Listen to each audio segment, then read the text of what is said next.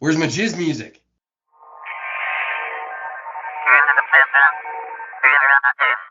Hello, welcome to Galactic Initiative. I'm your host, Jeff. Another Cantina conversation. It's a fairly empty Cantina today. Just David and me. Welcome, David. Hello, sir. Breaking news, as we were arranging the call. David, why don't you share what you learned moments ago? Well, it looks like Hayden Christensen has found himself yet another job.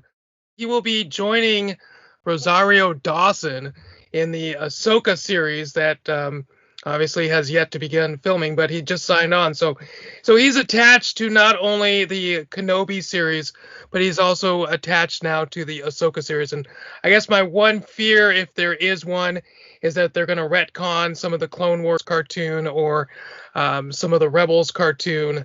What do you think, Jeff?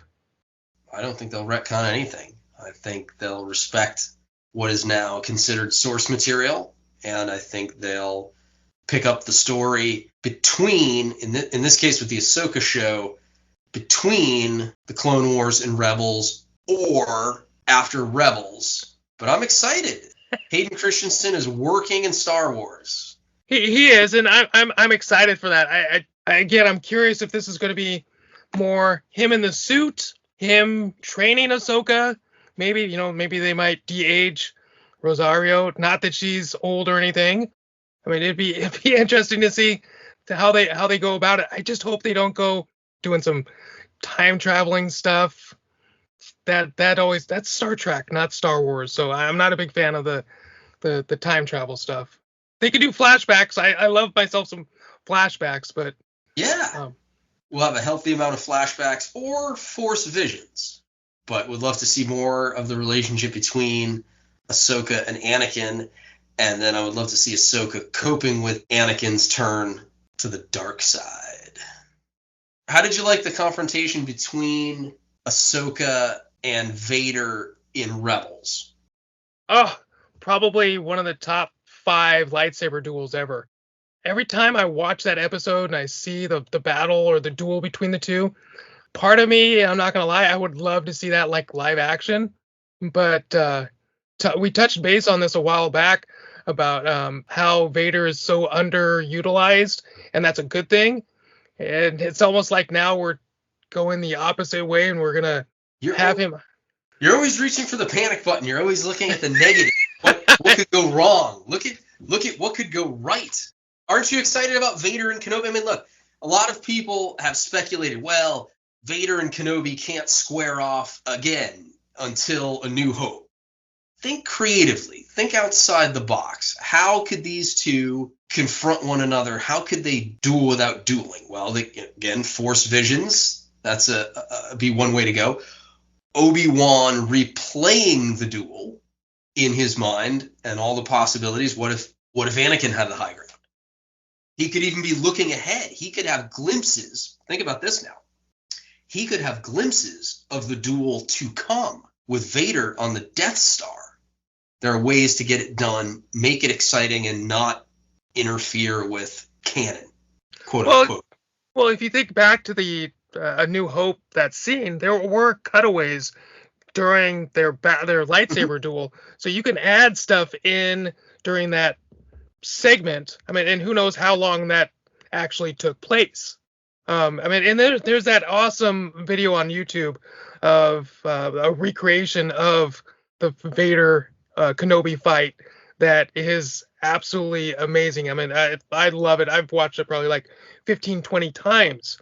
And if that's what they're maybe going to try to pull off, I'm for that. Yeah, it's intriguing, but it's over the top. Oh, it is over the top, absolutely. We're looking for the happy medium, rather than have Obi-Wan thrown through 4 decks with a force push. Like, maybe we could tone that down a little bit. But just showing us the possibilities, right? Showing us what is possible. Obi-Wan could glimpse the future and see that it'll be Vader that strikes him down, going through that scene in his mind, and we could have the duel, the fight choreography, and all the excitement and the force powers at work.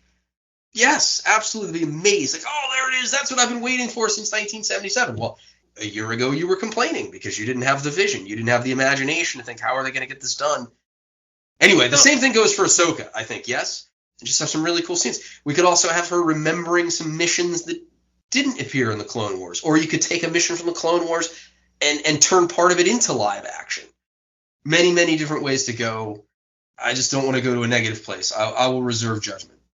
Well, maybe this is where she's looking for Ezra and she goes to the Outer Rim. And I think the Ahsoka series is the one that you bring Ezra back in. I think that's the story you need to tell, because that was such a huge cliffhanger at the end of Rebels, and you've got Ahsoka there, and she also asked for Thrawn, so you potentially have Thrawn in there as well. So you have Thrawn and Vader. Is that too much firepower or too much to deal with in a series? Thrawn, definitely. Vader in that story is I'm not sure.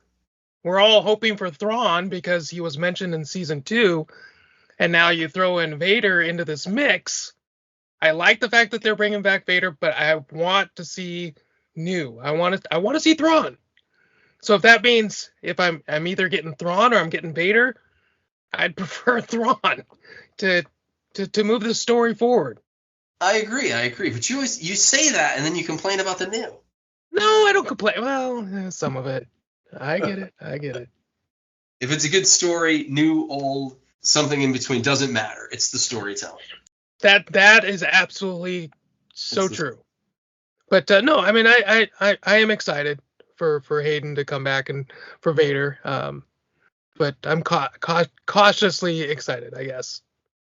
The nostalgia starts to creep in, as Sean will say. You get the feels, and the fandom seems to be embracing him now in ways that they didn't before. So moving on to the good, the bad, and the ugly of Star Wars today. I'll let you get started. The good. For me, Star Wars is everywhere. I mean, I really enjoyed Visions, apart from a couple of the episodes. And the main episode that I'm looking at is number 2. I did not enjoy the Rhapsody episode at all. But with Visions, I like the fact that Disney was willing to pretty much use us, the audience, as a focus group, and then make a series out of 1 or 2 of them. We also have a ton of Star Wars coming. I mean, that's, again, another great thing. I mean, I am pumped for what's to come. So, yeah, that's my good. All right, my good. Both come from last month. One is Visions for its style, and I really enjoyed 3 of the episodes. Overall, it was a fun experience, and it was the best Star Wars that I've gotten this year. Also from last month, Marsha Lucas calling out JJ and KK. They don't understand Star Wars. She gets it. Go Marsha. Disney's done with the sequels, and soon they'll be done with the High Republic. Oh, no. Which brings us to my bad. Folks who watch the channel, who've seen my reviews, I gave it what I consider to be a fair shake, but there's no end in sight. And I think back to the expanded universe. I think back to the Thrawn trilogy. That is a complete story. You had the Jedi Academy trilogy. That is a complete story. And so it didn't feel like Lucasfilm trying to exploit you for money. That's kind of where we are with the High Republic, following this soap opera, this endless stream of media. And no, thank you. If you'd given us a 3-novel arc that came out over the course of 1 year, and that introduced us to a group of characters, we had an adventure with them, right? At that point, we can assess. We like these characters. We don't like those characters. We want more here, less there. And now the following year, we're going to go on a new adventure and continue the story. Rather than, to date, we've had 2 adult novels.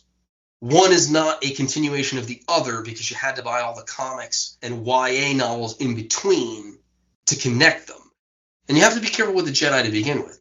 You're talking about not overusing Vader. Can't overuse the Jedi. If you overuse the Jedi, they come off like superheroes. I called this out in my reviews. You have Jedi changing the weather. Changing the weather. Is that really a thing? It is a thing. They're really, really overdoing it. All right, I'll be quiet. What's your bad? my bad, is we're going back to Toyland. But man, I am so tired of getting emails from Hasbro and Entertainment Earth regarding delays of product. I get the issue going on with the ports, but Hasbro is still pumping out stuff.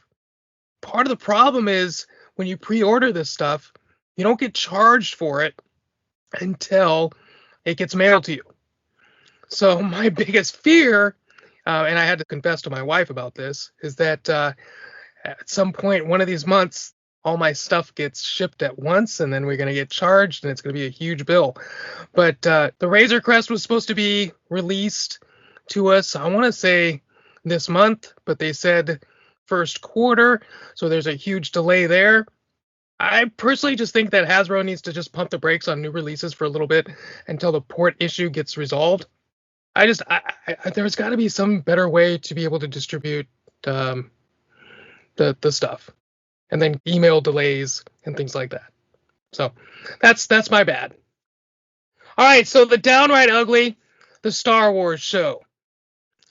I used to love that show with Andy and Anthony. Yeah, I used to watch them all the time. My issue is that the production has gone down, and the worst part about it is it's a one-person show. There is no playful banter, and I feel like the host is talking down to me and not talking to me. I love the interaction with Andy and Anthony, and even Andy and Peter before, but this week in Star Wars has become an absolute joke. Maybe I'm not the demo here, but I feel like it has gone from a quality show to watching an episode of adult talking like I am less than 5. Just frustrating. Star Wars hasn't been able to figure it out. My ugly is also a publishing initiative, and it is War of the Bounty Hunters. Marvel Comics built up War of the Bounty Hunters to be this amazing thing set between The Empire Strikes Back and Return of the Jedi. So got excited. We've got an original trilogy tie-in. Loved Shadows of the Empire. More Boba Fett? Absolutely, yes. How it turned out, like the High Republic, you're forced to buy multiple titles. So there is a thread. There is a comic series called War of the Bounty Hunters, but you can't just read War of the Bounty Hunters. All of the Star Wars titles currently running have to be purchased in order to get the full story. You've got to read issues of Dr. Aphra. You've got to read issues of Vader. You've got to read issues of the actual Star Wars comic. You've got to buy all of those comics to get the full story. And in the end, not worth the money. And please don't force me to buy 800 comics for one storyline. Okay, if you want to have a War of the Bounty Hunters, have a War of the Bounty Hunters. Tell the story in 12 issues. I will buy those 12 issues. I will save them. I'll share them with my kids. But when I need an issue here, and just the overall storyline, it didn't go anywhere. And it doesn't really end. They use War of the Bounty Hunters to set up yet another series. Shame on you, Marvel Comics. Shame on you, Disney, for the money grab and the terrible, terrible storytelling. And David, it's not going to surprise you to learn that most of the writers on War of the Bounty Hunters also write the High Republic. So, War of the Bounty Hunters, ugly. David and I have finished our drinks. Our Cantina conversation is over. Thank you, David. Thank you, Jeff. It's been a long time. I've missed you. It's glad to be back. I'm glad to be back. Oh. Galactic Initiative is not authorized or endorsed by Lucasfilm Limited. The name Star Wars and all related materials are registered trademarks of Lucasfilm Limited, a subsidiary of the Walt Disney Company, all rights reserved. Galactic Initiative is a registered trademark, and other product and company names are trademarks of their respective holders. Use does not imply affiliation or endorsement.